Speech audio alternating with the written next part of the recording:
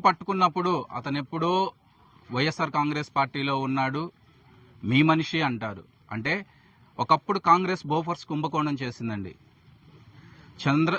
చంద్రబాబు నాయుడు గారు కూడా ఒకప్పుడు కాంగ్రెస్ పార్టీలోనే ఉన్నారు. అందుకని చంద్రబాబు నాయుడు గారు బోఫర్స్ కుంభకోణంలో పాత్రధారి అంటే ఊరుకుంటారా?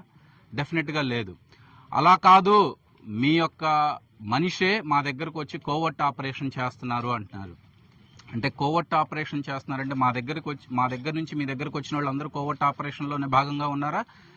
మా పల్నాడు జిల్లాలో చూసుకున్నట్టయితే లావుకు శ్రీకృష్ణదేవరాయలు, అదేవిధంగా పక్కనున్నటువంటి నెల్లూరు జిల్లాలో మాగుంటి శ్రీనివాసరెడ్డి గారు కానివ్వండి, కోటంరెడ్డి శ్రీధర్ రెడ్డి గారు కానివ్వండి, పీవీఆర్ గాని కానివ్వండి, ఇంకా దాంతోపాటు మంత్రులుగా ఉన్నటువంటి పార్థసారథి గారు కానివ్వండి, రాంప్రసాద్ రెడ్డి గారు కానివ్వండి, ఇలా వీళ్ళందరూ కూడా ఇప్పుడు మీ పార్టీలో ఉన్నారు. మరి వాళ్ళందరూ కూడా మా కోవట్లేనా?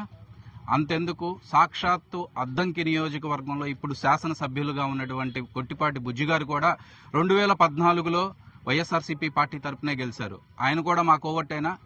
వీళ్ళందరూ మా కోవట్లు అనుకుంటే గనక తక్షణం వాళ్ళందరినీ మీ పార్టీ నుంచి డిస్మిస్ చేసి మీ నిజాయితీని నిరూపించుకోండి.